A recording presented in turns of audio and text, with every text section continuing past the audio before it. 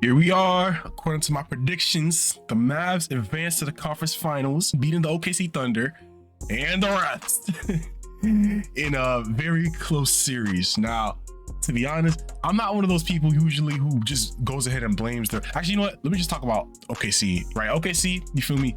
Again, can't say it enough. They overachieved massively. They definitely overachieved. Like, we was expecting them to have the leaps that Orlando Magic had. You feel me? Be a little 5 seed, cool 5 seed. But nah, they went straight from the 10 seed to the 1 seed and just performed excellently. They proved that they're not frauds. A lot of people were like, oh yeah, they're just gonna get swept in the first round because they're a young team. Yeah, they're just gonna lose in the first round just because. We're just gonna ignore all numbers. We're gonna ignore what they're actually doing on the court. We're just gonna say, yeah, they're a young team, so they're just gonna lose games. And Shai is just a fraud because in 2020, 4 years ago, he wasn't that good in the playoffs, even though, like, at that point in time, he was a 60 point per game scorer or whatever. But anyway, that's not the point. Yeah, they're not just frauds. They're a good team. The defense held up.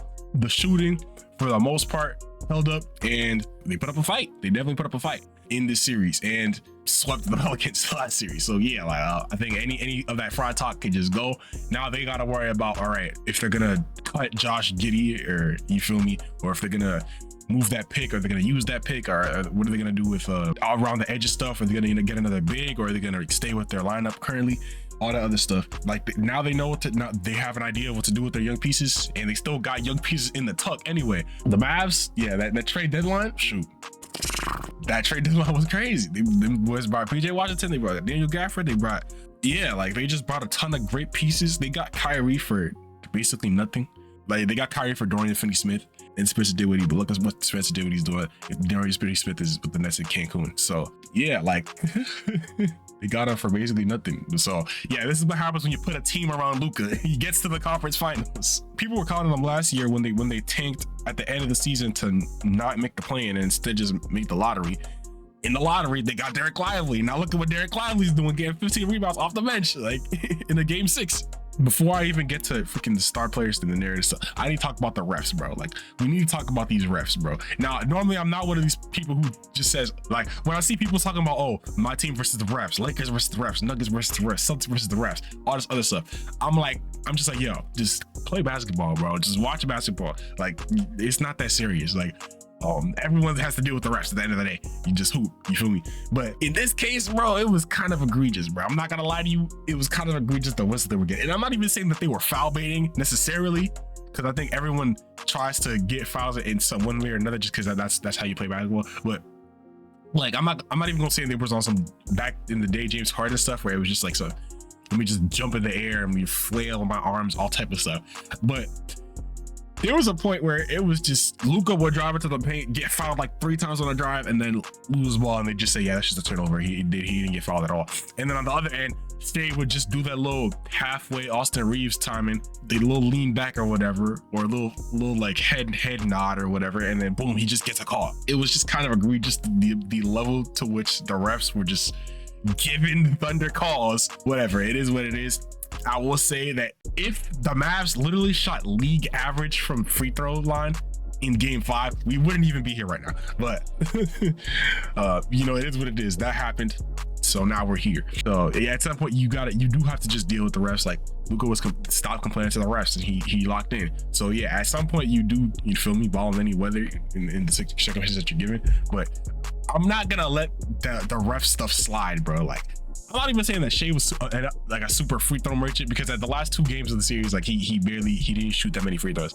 But like, the team as a whole, like, they were just getting calls, bro. Like, regardless of if they flopped or not, they were just getting calls, as opposed to when Kyrie dropped the amount of free throws. Kyrie barely got any free throws, despite like a lot of his points coming from driving. There was one play where he had a crazy like up and under layup. Not the one where he did get fouled. There was one he just did not get fouled. It was, even though he clearly got fouled, I was just like, yo, what's going on, bro? Like, hello, is it the same team on back? And then if you see one of Peter Washington's comments mid-game where they were like, how do we stop Shai? He was like, yeah, we just gotta guard tight and just make sure he doesn't get to the free throw line, because boy, can that man get to the free throw line. Mr. 31 points, 32 points, 34, 30. His high was 36. But to talk about the star players, Luka, Kyrie, the streets was really begging Kyrie, yo, shoot the ball more, especially when Luka, who at the start of the series, obviously he had to deal with he was dealing with the injury. He was kind of struggling a little bit, and he was shooting mad threes. It was like, bro, stop shooting the three. You don't have it right now. Shoot the midi. You feel me? Get to your spot. Now, obviously, it's hard to get to your spot when not only you hurt, but they're just not giving you the calls. But you feel me? Got a ball anyway. And Luka, at the end of the day, he locked in. He locked in. Got that 29-point triple double. Got it. 27 points last game, and then Kyrie finally took matters into his own hands and said, you know what, I'm a hoop, feel me? Even though, again, it was all in the second half again, but you feel me? He said, all right, let me lock in. Let me get some shots up. And boy, did he get some shots up, and boy, did them shots go in 22 points. Shout out to Derrick Jones Jr., bro, just dropped 22. Shout out to PJ Washington. He had a clutch. He came in clutch last game. He came in clutch the game before. He was like the only reason why we were in the game. 27 points, like two or three games in the series, whatever. He was just going crazy.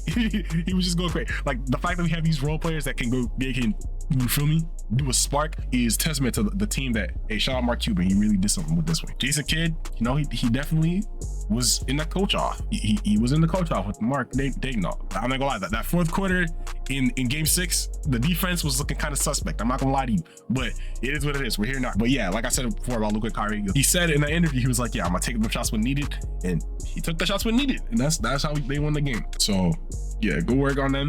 And then with Shai, you know, I was trying to defend him. You feel me? I'm a player defender for the most part. I'm not a player hater, but even his coach said he was boring, bro. Like, the commentator would talk about his coach said he was boring. So it's like, what can I say? You feel me? Like, he's not a very exciting player. No, I'm not gonna lie to you, man. He just be shooting mid ranges and getting fouled. Get fouled, shooting mid ranges, and then late in the game, he was shooting hella step back threes. That's about it. Mid ranges, get fouled, step back threes. And occasionally, not occasionally, he do be driving to the rim, but most of the time he can't be getting there, so he just shooting the mid ranges. Chet, I'm not gonna lie, Chet is scary. Chet is scary. I don't care how he performed that in the last game. Like, whenever Chet got the ball on the wing and put that up, I was like, okay, it's a bucket.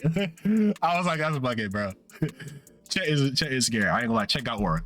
Why do so many players on the team got braids and dreads? Like, what are they cooking? I ain't gonna lie, maybe that's the meta. I don't know, but yeah, Shai.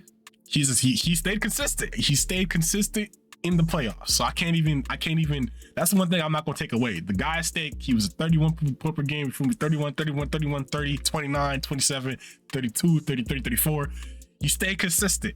So you feel me? I can't even get mad at that. That's the makings of a championship team, is a guy who could just stay consistent. You feel me? Just have the pieces around him, stay consistent, get somebody else who can rebound the ball, and you feel me, you'll have yourself an even better team next year. But yeah, I'm excited. The Thunder definitely got something cooking. Now my agenda, you feel me, I said Mavs in 5, it was Mavs in 6, but you feel me, at the end of the day, Mavs won. Now I want Nuggets, you feel me, Denver, lock in, please. I need the Luka versus Jokic. I understand, I like it is nice, it is fire, but I'm not trying to hear it is the next MJ after every game. Please, I need the Luka versus Jokic, the Euro off, bruh. I need Kyrie to really cook up Jamal Murray and them. You feel me? I need Luka versus Jokic in the postseason now to determine the winner of the NBA Finals. So I'm not trying to see the Celtics win nothing this year at all. Now, if the Knicks beat the Celtics, that would be peak. I ain't gonna lie, that would be peak slander, regardless of what happens. But I need this. I need it, bro. Please, bro, please.